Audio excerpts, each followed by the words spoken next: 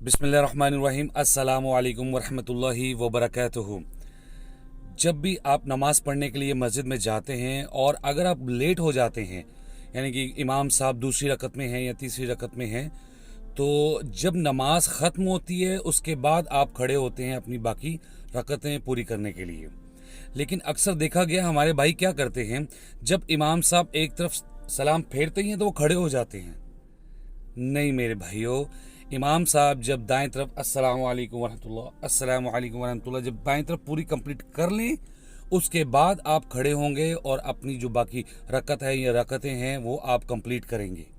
अक्सर देखा गया है कि अभी एक तरफ ही सलाम फेरा दाएं तरफ, तो खड़े हो जाते हैं अपनी नमाज को पूरा करने के लिए।